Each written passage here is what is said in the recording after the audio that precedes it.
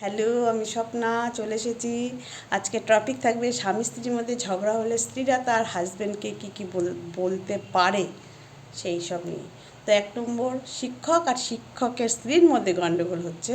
এবার শিক্ষকের স্ত্রী শিক্ষককে বলছে, আমাকে বেশি শেখাতে এসো না। 2 নম্বর, অভিনেতা এবং অভিনেতার স্ত্রীর মধ্যে গণ্ডগোল হচ্ছে।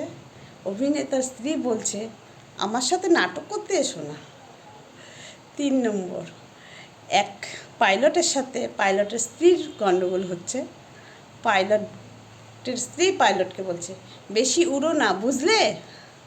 4 নম্বর, ধোপা আর ধোপার স্ত্রীর মধ্যে গণ্ডগোল হচ্ছে। ধোপার স্ত্রী ধোপাকে বলছে, একদম ধুয়ে দেব। 5 নম্বর, এক ডেন্টিস্ট এবং ডেন্টিস্টের স্ত্রীর সাথে গণ্ডগোল হয়েছে।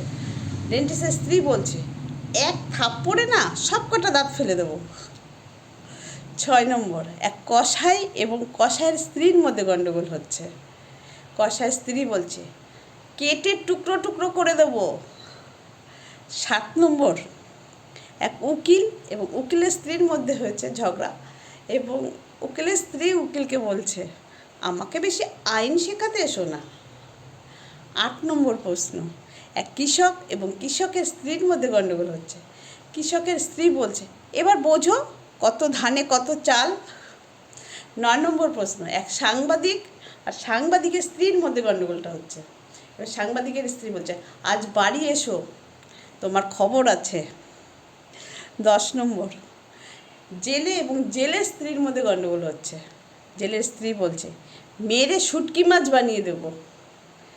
বন্ধুরা, কেমন লাগলো জানি না, সবাই কিন্তু বলে না, আমিও কারোর স্ত্রী।